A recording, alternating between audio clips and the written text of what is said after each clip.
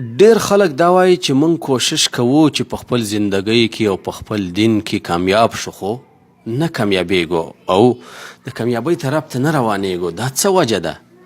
محترمو، که چیرته ته غواړې چې په دین کې هم او په دنیا کې هم کامیاب شخصیت جوړ شي، نو په ځان کې یو قرآني قاعده تطبیق کړه. دا قاعده الله رب العالمین په قرآن کریم کې په 2 ځایه کې ذکر کړی، یو په سورة انفال کې او بل په سورة راحت کې. الله رب العالمین فرمای ان الله لا يغير ما بقوم حتى يغيروا ما بانفسهم. وی الله رب العالمین د یو قوم حالت او د یو شخص یو کس حالت تر هغه پورې نه بدلوي تر څو پورې چې په دې کې خپله تغییر نه راغلی او ځان یې خپله نه بدل کړی. نو که چیرته ته غواړې چې د مشکلاتو نه راوځې او یا دې په قوم کې، په ملک کې، په معاشره کې او په مجتمع کې تغییر راشي، د یېرې او د خوف او د بدامنۍ طرف نه د امن طرف ته لاړ شي او په دین کې هم کامیابي او په دنیا کې هم کامیابي، نو په ځان کې تغییر راوله او په ځان کې تبدیل راوله. په خپله ستا حالت بدلیږي او الله رب العالمین یې بدلی. او تغییر چې دی، دا علما کرام فرمایي چې په 5 شیونو باندې راځي. که دا 5 شیونه ته بدل کې، نو ته به نوی سړی شې او داسې به شې لکه دنیا ته چې نوی انسان راغلی. او که دا 5 شیونه ته بدل نه کې، نو په دې پوه شه چې ته کامیابي په خپل زندګۍ کې نه غواړې. اول هغه شی چې ته باید بدل کې، هغه ته وایي القناعات، یا په بله اصطلاح سره العقائد. ټول مثلا په دیني لحاظ سره ټولې هغې عقیدې چې ته یې د قرآن او سنت خلاف لرې، هغه بدلې که. خپل د عقیدې مراجعه وکه. هر هغه فکر او سوچ او هر هغه عقیده چې د قرآن او د سنت او د رسول الله صلی الله علیه وسلم د احادیثو خلاف، هغه بدله که. که چیرته هغه بدله کې، نو ته خپله د کامیابۍ طرف ته په دین کې روانېږي. او که د عقیده بدله نه کې او سمه یې نه کې او په قرآن او حدیث یې برابره نه کې، نو په دې پوه شه چې ته هیڅ کله کامیابي نشي حاصلولی. او دا ځکه چې عقیده اصل دی، اساس دی. چې اساس دی صحیح نه یې، بیا چې څومره چتونه او دیوالونه ورباندې جوړی، هغه کمزوري او هغه راولېږي. وان اوهن البیوت لبیت العنکبوت. په دنیوي لحاظ سره هم که چیرته ته کامیابي غواړې، ټول هغه افکار بدل که چې هغه ستا او د کامیابۍ په منځ کې رکاوټ دی. لکه مثال طور، زه به دا یو مثال درکړم، که نه د دې ډېر زیات مثالونه شته. د ډېرو خلکو دا عقیده او سوچ او فکر جوړ شوی دی او په هغې کې قناعت ته رسېدلي، که چیرته زموږ سره پیسې وي، نو موږ په زندګۍ کې کامیابېدلی شو، او که پیسې نه وي، موږ هیڅ کار نشو کولی. دا د ډېرو خلکو نن سبا یو قناعت او سوچ او فکر ګرځېدلی. خو محترمو، دا سوچ او فکر بالکل غلط دی. صحیح ده، پیسې چې دی دا د انسان سره تعاون او کومک کوي، خو دا نه ده چې تا د کامیابۍ طرف ته روان کړي او ستا نه کامیاب انسان جوړ کړي. دا هیڅ کله نشي کېدلی. که چیرته په پیسو وای، نو اوس به د امریکې صدر بیل ګیټس وای، ځکه هغه په دنیا کې اول نمبر مالداره دی. او که چیرته په پیسو وای، نو اوس به د محمد صلی الله علیه وسلم نه رانیولې، بیا چې په اسلامي تاریخ کې څومره د کامیاب خلک تیر شوي، دا به یو په خپل زندګۍ کې نه وای کامیاب شوی. عایشه رضی الله عنها فرمایي چې په موږ باندې به یوه میاشت راله، بله میاشت راله، بله میاشت به راله، او زموږ په کور کې به اور بل نه شو. کامیابي چې دی، دا انسان ته په همت، په اراده، په قوت، په جد و جهد او په کوشش باندې راځي. کله چې تا کې همت، هم پیسې راځي، هم کامیابي راځي، هم هر شی برابرېږي. که همت در پکې نه و، هیڅ کار نه کېږي.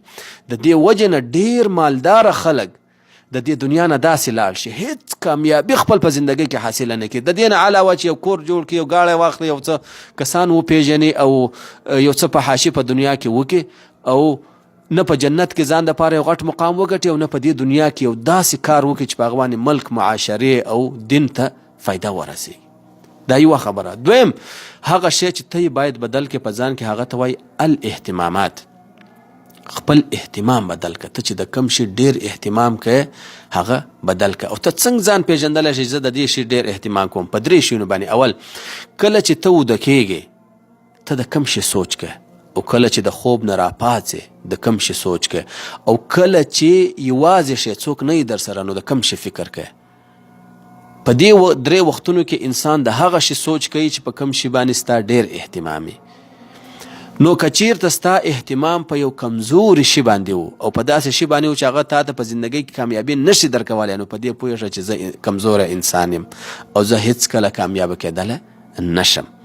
لکه نن سبا د ډېرو ځوانانو سوچ او فکر او اهتمام په کرکټ باندې دی، مثلا یا په فوټبال باندې دی، یا په ګیمونو باندې دی، یا په الکانو او جنکو باندې دی، یا په داسې شیونو باندې چې هغه په زندګۍ کې هیڅ فایده نه لري.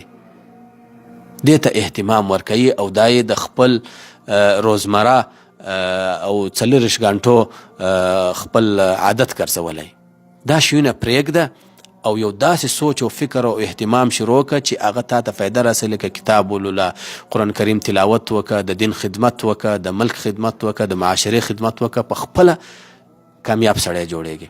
دریم هغه شی چې ته یې باید بدل کې، هغه ته وایي العادات. خپل عادتونه بدل که، د روزمره کم روټین چې ستا دی هغه بدل که. ډېر خوب مه کوه، ډېر د ملګرو سره مه پاڅه راپاڅه، د هغوی سره هغه ملګرو سره خاص کر چې هغه تا ته هېڅ فایده نه رسوي، هغو سره مه کښېنه، بازار ته ډېر مه ځه.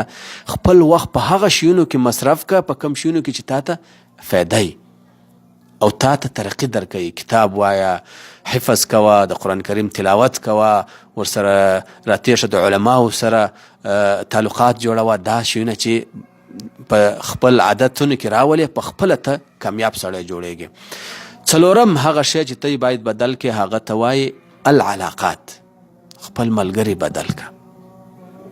هیڅ کله د هغه ملګري سره مه کښېنه چې هغه د همت والا نه یو، هغه کمزوری انسان او هغه تا داسې طرف ته روانوي چې هغه ستا زندگی خرابېږي.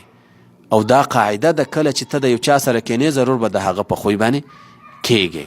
که د نشهیي سره کښېناستې نشهیي کېږي به، او که د یو عالم سره کښېناستې عالم به درنه جوړوي. کم از کم به دا درنه جوړ شي چې د قرآن او د سنت سره به محبت لري. که چیرته تاجر سره کښېناستې تاجر به درنه جوړیږي. نو وګوره په هر فیلډ کې که ته یې، که په دین کې او که په دنیا کې، د هغه چا سره کښېنه چې هغه په خپل فیلډ کې کامیاب وي، د هغه سره تعلق جوړ کړه، هغه دې په خپله په صحیح لار باندې روانوي. او پنځم هغه شی چې ته یې باید په خپل ځان کې بدل کې او د هغه سره ته بدلیږي، هغه ته وایي القدوات. خپل قائد بدل که، قائدین بدل که.